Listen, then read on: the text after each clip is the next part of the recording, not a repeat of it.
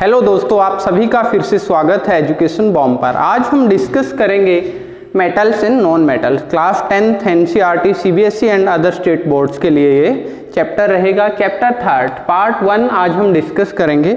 अब तक आपने 9th क्लास में स्टडी किया है what are elements. Elements are the purest form of matter, कि किसी भी पदार्थ की प्योरेस्ट फॉर्म। लाइक मेरे पास एक आयरन नेल है, तो अगर हम आयरन नेल को ब्रेक डाउन करते हैं छोटे छोटे पीसीस में, तो जो अल्टीमेट पार्टिकल होगा, एटम होगा, वो आयरन का ही मिलकर के बना होगा। सो एलिमेंट फर्दर 3 टाइप के होते हैं, metal, non metal and metalloid. Let's discuss one by one. So metal हम डिस्कस करते हैं। मेटल्स में हम डिस्कस करेंगे physical properties of metal, chemical properties of metal, how metal are extracted, किस तरीके से मेटल्स को माइंस से निकाला जाता है, and all other uses. So metal की फिजिकल प्रॉपर्टी वन बाय हम डिस्कस करते हैं। सी metals are hard in nature. Metal are hard in nature, or you can say solid.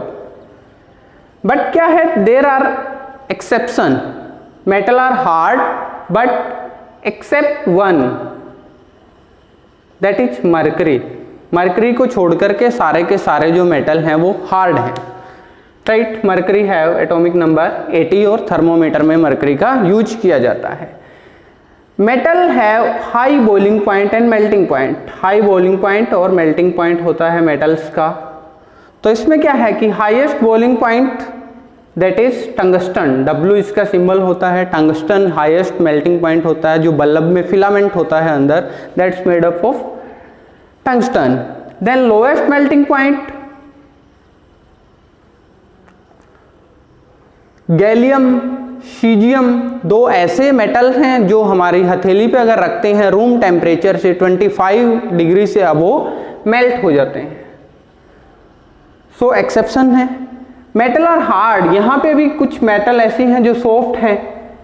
Sodium and potassium, sodium का symbol Na और K। Sodium and potassium are the metal which can be easily cut with knife, जिनको चाकू के साथ काटा जा सकता है।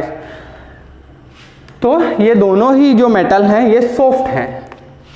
Third property, metal are ductile and मलेबल।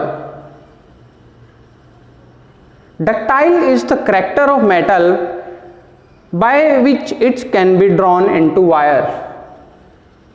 Drawn into wire, जो मेटल है मेटल को वायर्स में खींचा जा सकता है। तो सबसे ज्यादा जो डक्टाइल मेटल है that is gold, Au symbol होगा, and gold. And you will surprise कि 1 ग्राम गोल्ड से आप 2 किलोमीटर लॉन्ग वायर खींच सकते हो।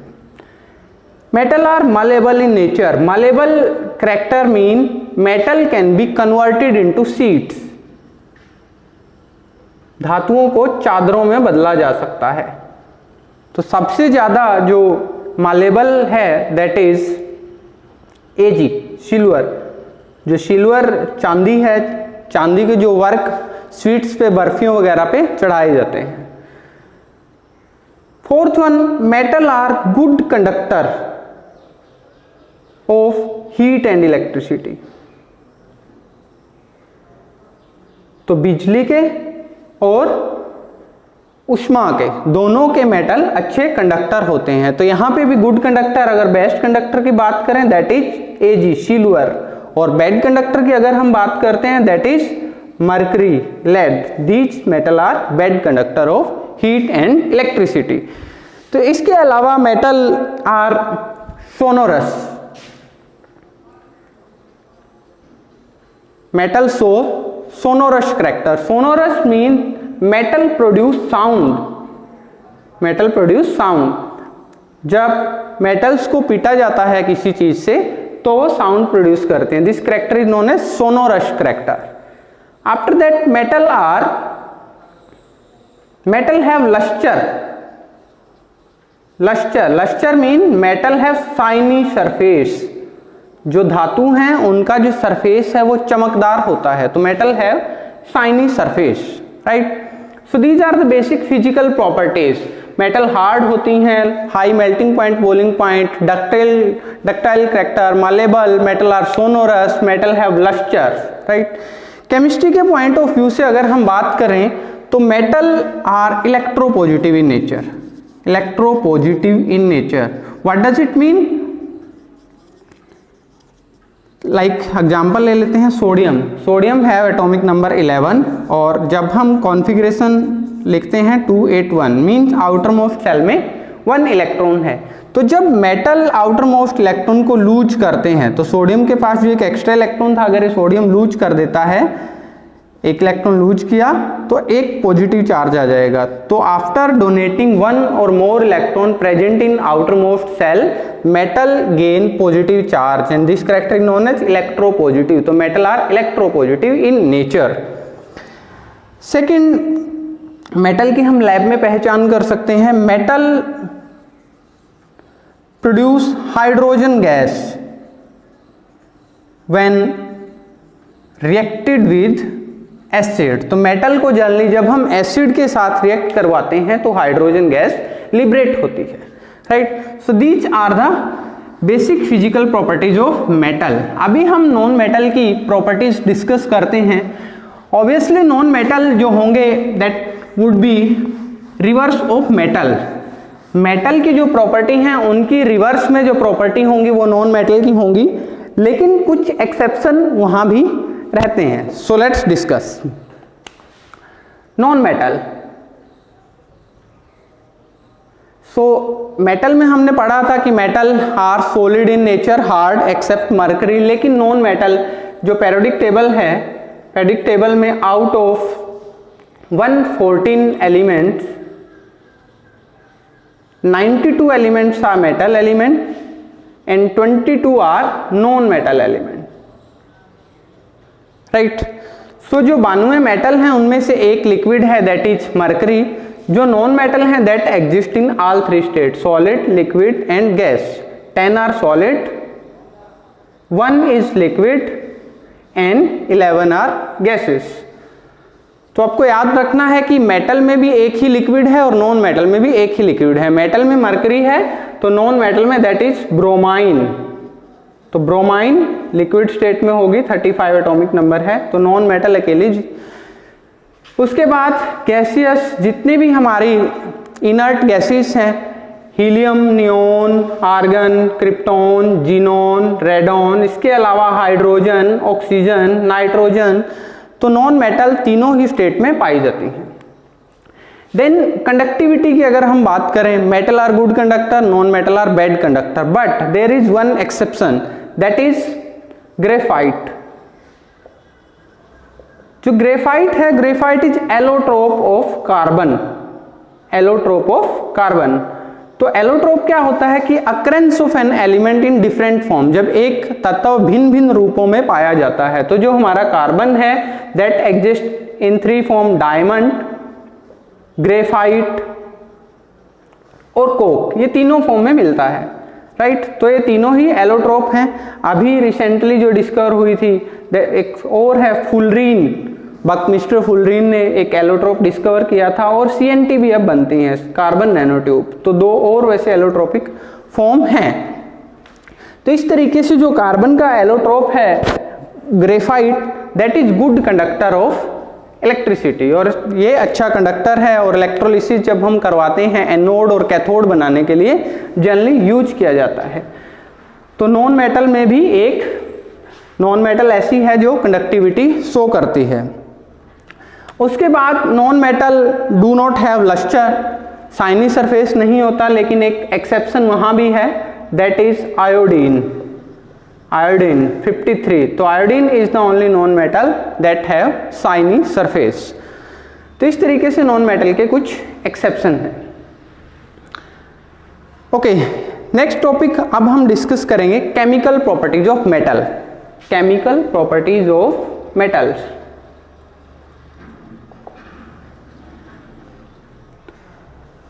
तो देखिए, आपको ध्यान रखना है कि जब भी किसी भी हम केमिकल की प्रॉपर्टीज देखते हैं तो वहां पे जनरली आपको रिएक्ट करवाना है ऑक्सीजन से, कि मेरे पास कोई कंपाउंड है, इस कंपाउंड को अगर मैं ऑक्सीजन की प्रेजेंस में रखता हूँ तो क्या चेंजेस होंगे।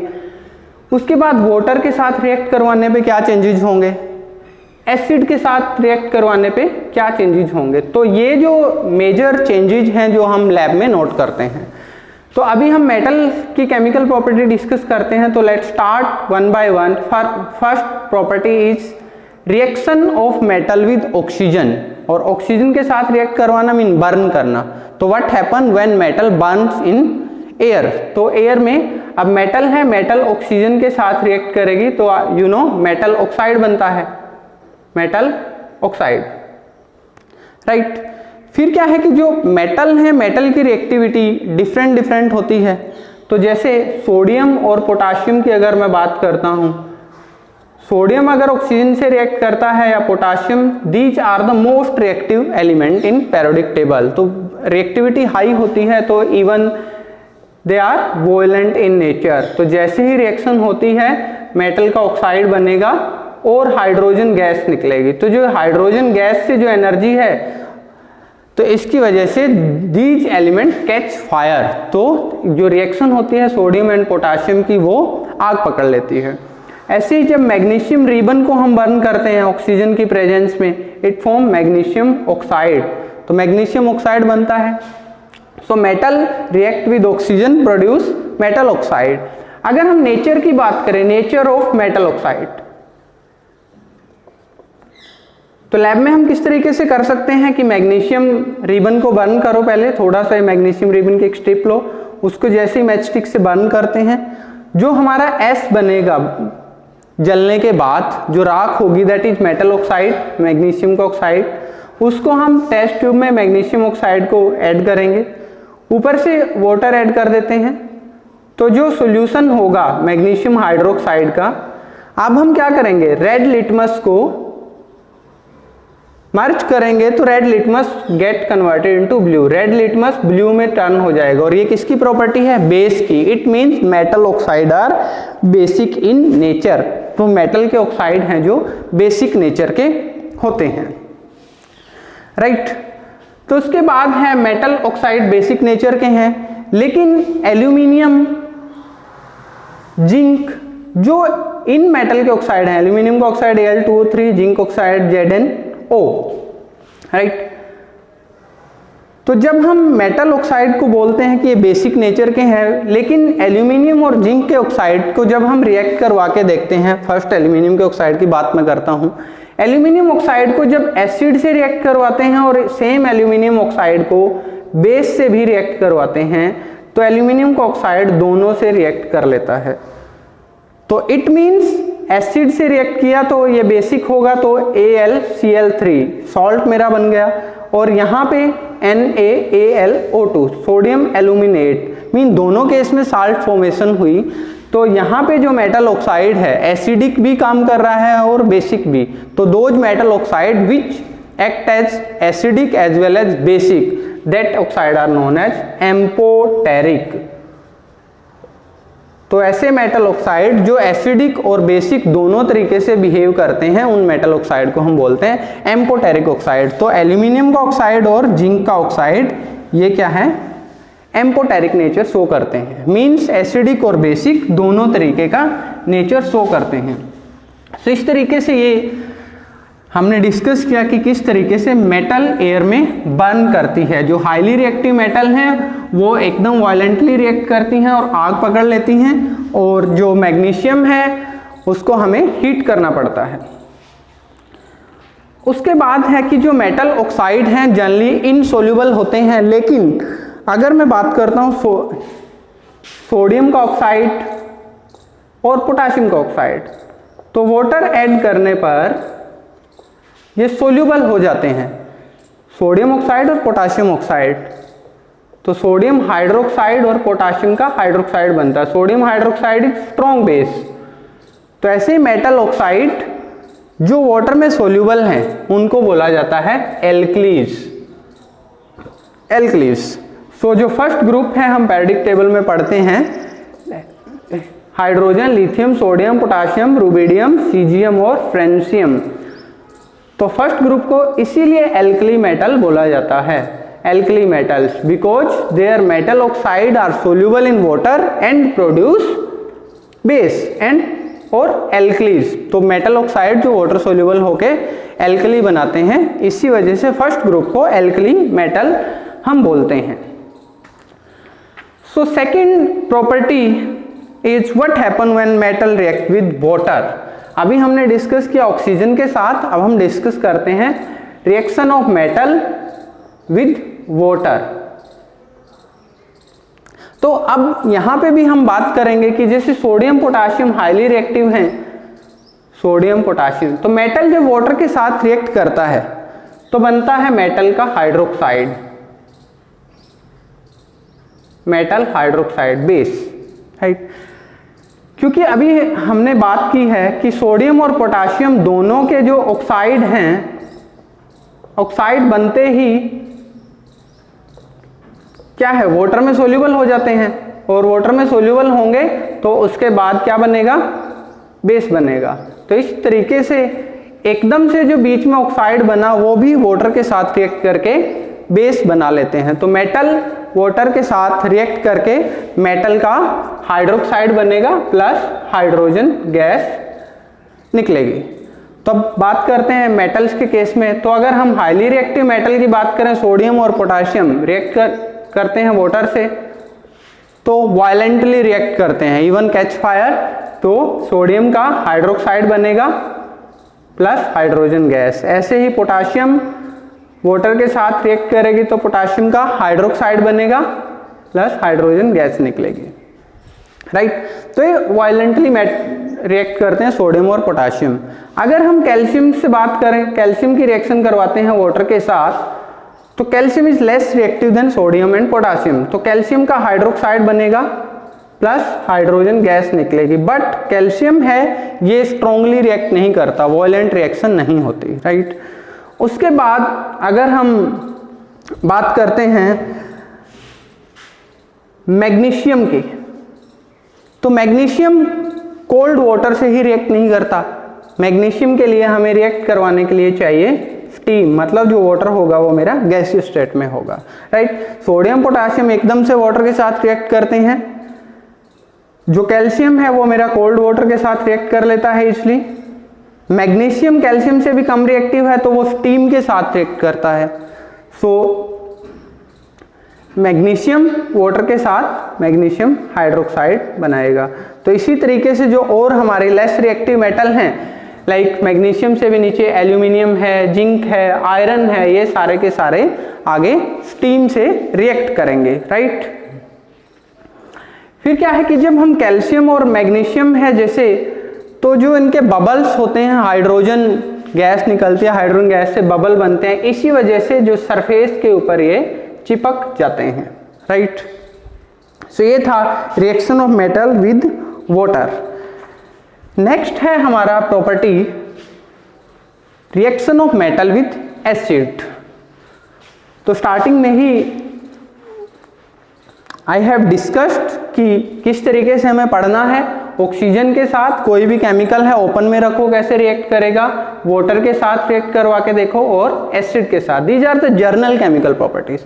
तो अभी हम डिस्कस करते हैं मेटल प्लस एसिड कि किस तरीके से मेटल एसिड के साथ रिएक्ट करते हैं, राइट।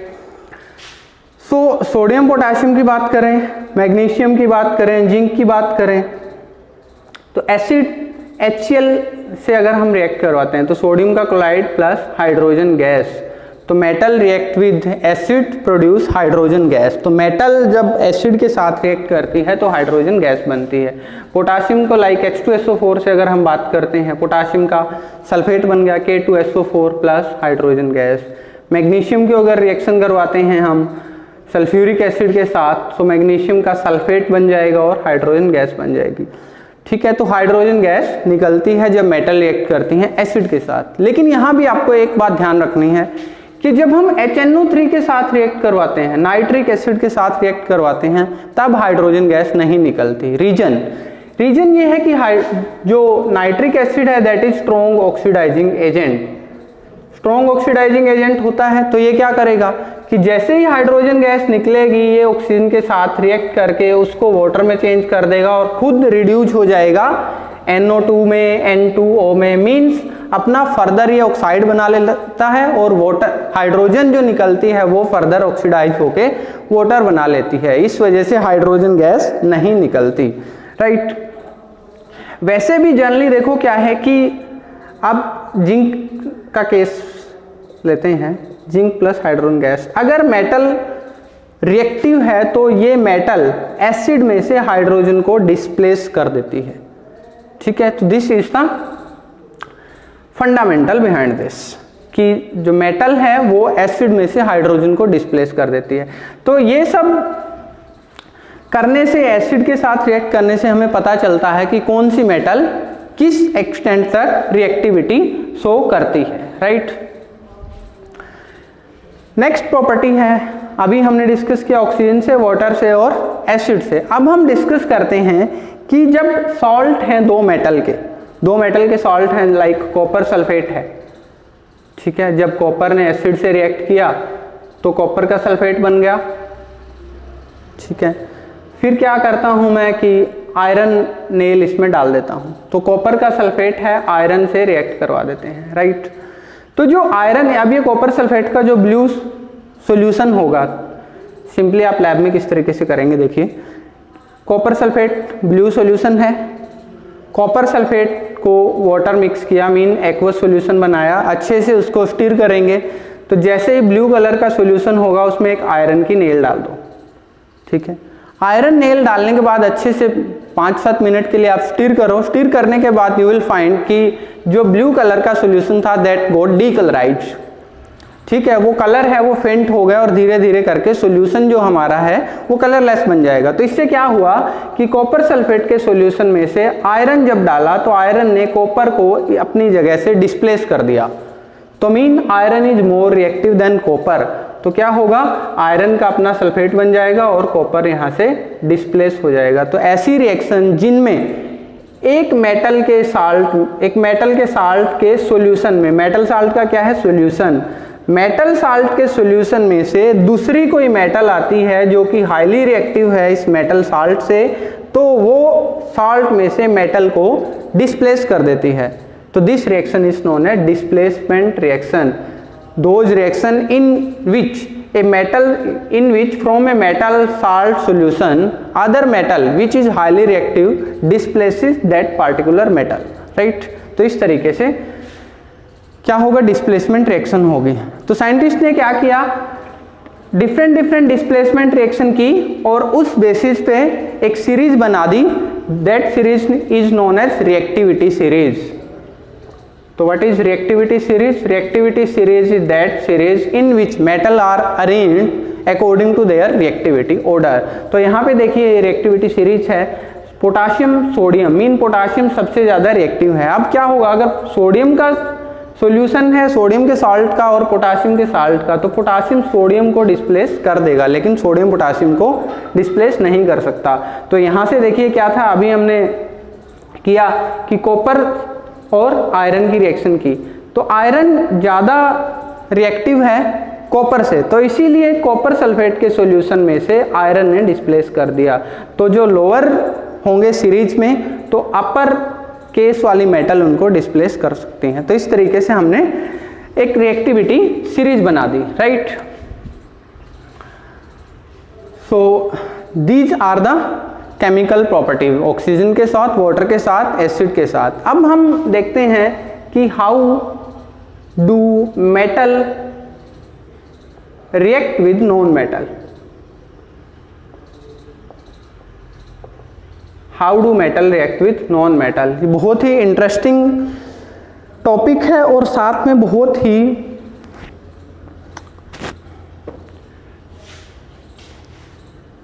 ये ऐसा टॉपिक है जो आपको बहुत बार देखने में मिलेगा और बेसिक्स में आपकी बहुत हेल्प करेगा। तो किस तरीके से, देखिए हम मेटल की रिएक्शन करवा रहे हैं, metal sodium potassium non metal के साथ। तो फर्स्टली तो आपको ये डिस्टिंग्विश करना आना बहुत ज़रूरी है कि हम कैसे पहचान पाएंगे कि कोई जो गिवन एलिमेंट है वो मेरा मेटल है या नॉन मेटल है। बच्चों को बहुत प्रॉब्लम रहती है कि अगर उनको मान लो मैं दे देता हूँ कि सोडियम है, पोटाशियम है, कैल्शियम है, मैग्नीशियम है, ऑक्सीजन है, कार्बन है, नाइट्रोजन है, तो पहचान करना कई बार मुश्किल हो जाता है कि इनमें कौन सा मेटल है और कौन सा नॉन मेटल है। तो देखो क्या करना है बेसिकली, अगर आपको ऑक्टेट रूल क्लियर है, ऑक्टेट रूल क्लियर है मीन आप इलेक्ट्रॉनिक कॉन्फ़िगरेशन जानते हैं मेटल और नॉन मेटल का, तो आपको करना क्या है, एटॉमिक नंबर आपको याद करना है। Atomic number of sodium is 11। किस तरीके से फिल करेंगे, फर्स्ट सेल में 2 देन 8 देन 1, राइट। पोटाशियम 19 होता है, 2 8 8, ठीक है, 1। कैल्शियम 20 होगा, 2 8 8 2। कार्बन 6 होता है तो क्या होगा, 2 4। ऑक्सीजन 8 होगा तो 2 6। तो आपको एक ही चीज़ ध्यान रखनी है कि जब आउटर मोस्ट सेल में 4 से कम इलेक्ट्रॉन होंगे तो वो सारे के सारे एलिमेंट मेटल रहेंगे। तो देखो 1 इलेक्ट्रॉन है आउटर मोस्ट सेल में, मेटल है, 2 वाला भी मेटल है, जो 4 वाला है नॉन मेटल होगा। ऑक्सीजन में 6 बच गए हैं तो ये भी नॉन मेटल होगा, राइट। तो अभी रिएक्शन देखते हैं कि सोडियम पोटाशियम ये मेटल है, यहाँ पे 2 8 1 है, 2 8 8 1 है। मैग्नीशियम की बात करें और एल्यूमिनियम की बात करें 12 13, यहाँ पे 2 8 2 होगा और एल्यूमिनियम 2 8 3 होगा, राइट। तो ये हमारे मेटल हैं। अभी हम मेटल की रिएक्शन करेंगे नॉन मेटल के साथ। नॉन मेटल ले लेते हैं क्लोरीन, क्लोरीन 2 8 7, राइट। इसी तरीके से जो ऑक्सीजन होगा 2 6। अब metal are electropositive in nature, mean metal के पास कैपेसिटी है इलेक्ट्रॉन को डोनेट करने की, लेकिन नॉन मेटल क्या करते हैं, वो गेन करते हैं, राइट। ऑक्टेट रूल के अकॉर्डिंग नॉन मेटल को आउटर मोस्ट सेल में 8 पूरे करने हैं, मेटल के पास एक्स्ट्रा है वो डोनेट करके 8 रखेंगे, जो नॉन मेटल है वो गेन करके 8 कंप्लीट करेंगे। तो इस तरीके से सिंपल रिएक्शन होगी। सोडियम जब एक एक्स्ट्रा इलेक्ट्रॉन रखता है और क्लोरीन जो 2 8 7 एक एक्स्ट्रा इलेक्ट्रॉन की कमी है, यहाँ पर एक इलेक्ट्रॉन चाहिए इसको ऑक्टेट पूरा करने के लिए, तो यहाँ से सोडियम 1 इलेक्ट्रॉन डोनेट करेगा और क्लोरीन 1 इलेक्ट्रॉन ले लेगा। तो यहाँ से जब चला गया यहाँ पे क्या हो गया, 2 8 8 हो गए, तो दोनों के ऑक्टेट कंप्लीट हो गए। तो सिंपली आप इसको कैसे लिखेंगे कि सोडियम ने 1 इलेक्ट्रॉन लूज किया, मीन Na के ऊपर पॉजिटिव चार्ज आ गया क्योंकि 1 इलेक्ट्रॉन लूज किया। क्लोरीन ने 2 8 7 था, जब इलेक्ट्रॉन गेन करता है तो उसके ऊपर आता है नेगेटिव चार्ज, तो अब क्लोरीन के ऊपर आ गया नेगेटिव चार्ज, राइट। तो यहाँ से सोडियम पॉजिटिव और प्लस में क्लोरीन नेगेटिव, तो दोनों जुड़ गए तो मेरा साल्ट बन गया सोडियम क्लोराइड, राइट। तो इस तरीके से metal extra electron non metal को दे देती है और दोनों का जो आउटर मोस्ट सेल है वो कंप्लीट हो जाता है। तो इस तरीके की जो रिएक्शन है वो बनाती हैं कंपाउंड, और कंपाउंड होते हैं आयनिक कंपाउंड। अब आयनिक कंपाउंड की definition, what are ionic compound, ठीक है। तो आयनिक कंपाउंड के लिए सबसे पहले आपको पता होना चाहिए what are ions, right. So ions are the entity which have charge, ऐसी सारी चीजें जिनके ऊपर चार्ज है। किस तरीके से चार्ज कब आता है, या इलेक्ट्रॉन लूज करने पे या इलेक्ट्रॉन गेन करने पे। तो सोडियम के ऊपर पॉजिटिव चार्ज आया 1 इलेक्ट्रॉन लूज करने पे, क्लोरीन के ऊपर नेगेटिव चार्ज आया 1 इलेक्ट्रॉन गेन करने से। तो those entity which have charge when these entity join together, तो जब दो आयनिक एंटिटी आपस में जुड़ती हैं तो उनके बीच में जो बॉन्ड होगा that would be ionic bond. तो इस तरीके से ionic compound are those compound which are formed as a result of joining positive and negative charge. तो इस तरीके से जब मेटल और नॉन मेटल रिएक्ट करते हैं वो आयनिक कंपाउंड बनाते हैं। सो इसी तरीके से कुछ एक और एग्जांपल हम क्लियर करते हैं। जैसे मैग्नीशियम है, मैग्नीशियम के ऊपर 2 पॉजिटिव आता है, क्यों, क्योंकि 12 एटॉमिक नंबर है। सो 2 8 2, 2 इलेक्ट्रॉन लूज करेगा तो 2 पॉजिटिव। क्लोरीन के ऊपर क्या है, नेगेटिव चार्ज, 2 8 7 है।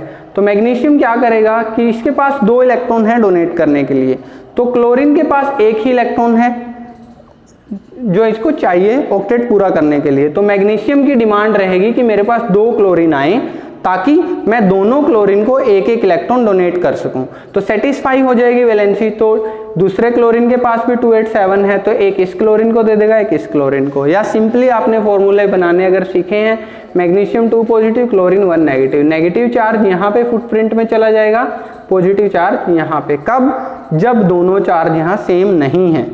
तो अभी क्या बन जाएगा, मैग्नीशियम, क्लोरीन का 1 नेगेटिव आपको दिखाने की जरूरत नहीं है, और मैग्नीशियम का जो 2 पॉजिटिव है वो इसके पैर में आ जाएगा, तो दैट इज मैग्नीशियम क्लोराइड। तो इस तरीके से आयनिक कंपाउंड हमारे बनते हैं। Now properties of ionic compound, properties of ionic compound. तो ionic compound are most important, क्योंकि पूरी की पूरी ऑर्गेनिक केमिस्ट्री, आप inorganic chemistry, sorry not organic, inorganic chemistry में जितने भी हम साल्ट डिस्कस करते हैं, सोडियम कार्बोनेट, मैग्नीशियम कार्बोनेट, ठीक है, पोटाशियम का नाइट्रेट है, क्लोराइड, फ्लोराइड, ब्रोमाइड, आयोडाइड, जितने भी सॉल्ट हैं वो सारे के सारे आयनिक रहेंगे और वो बने होंगे आयन से। आयनिक कंपाउंड की प्रॉपर्टी, पहले एक आयनिक कंपाउंड ले लेते हैं, सोडियम क्लोराइड हमारा बेसिक आयनिक कंपाउंड है, तो चार्ज पॉजिटिव और नेगेटिव है। तो ionic compound are solid crystalline.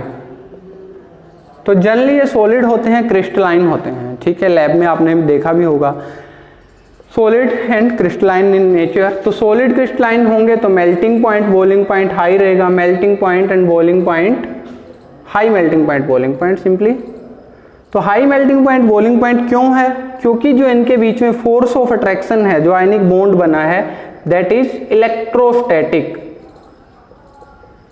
Due to electrostatic force of attraction present between them, these contain high melting and boiling point. तो high melting point, boiling point का reason क्या है? इनके बीच में जो electrostatic force of attraction exist करती है, right.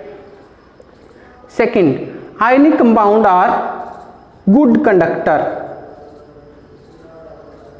Good conductor of electricity in molten state. Molten state या तो पिघली हुई अवस्था होनी चाहिए या फिर एक्वस सॉल्यूशन, ठीक है। तो जैसे आप मान लो नमक लेते हैं, तो नमक में से करंट पास नहीं होगा अनटिल एंड अनलेस कि या तो वो मोल्टन स्टेट में होना चाहिए या फिर वो एक्वस सॉल्यूशन में होना चाहिए, राइट। क्योंकि जब एक्वस सॉल्यूशन में होगा NaCl, वाटर ऐड कर दो, तो सिंपली ये भी क्या है, Na पॉजिटिव Cl नेगेटिव में ब्रेक डाउन हो जाएगा, H पॉजिटिव OH नेगेटिव में। तो जब आयंस में ब्रेक डाउन होगा तो ions are the carrier of charge, तो तभी उसमें से चार्ज फ्लो होगा। तो simply ionic compound are good conductor in molten state as well as in aqueous state, right. Third, solubility. Solubility, तो केमिस्ट्री में एक डेफिनेशन होती है like dissolve like. It means polar compound या पोलर या फिर ionic, polar mean pole, positive negative same बात है। तो ionic compound are soluble in ionic solvent. तो सिंपली क्या है, जो इनऑर्गेनिक साल्ट हैं वो इनऑर्गेनिक में ही घुलेंगे।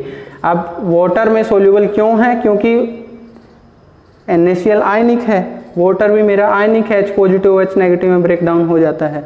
तो ionic compound are soluble in water और अदर इनऑर्गेनिक सॉल्वेंट, राइट। तो जो आयनिक कंपाउंड हैं वो पोलर सॉल्वेंट में डिजोल्व हो जाएंगे। नॉन पोलर है जितने OL वगैरह हैं उनमें डिजोल्व नहीं होंगे, क्योंकि जो नॉन पोलर हैं वो आयंस में डिसोसिएट नहीं होते, राइट। तो इस तरीके से other properties, solubility, conductivity, so these are the main properties of ionic compound, right। so आपको आयनिक कंपाउंड किस तरीके से फॉर्मूला बनते हैं वो सारा आपको अच्छे से क्लियर कर लेना है, right. So this was all about this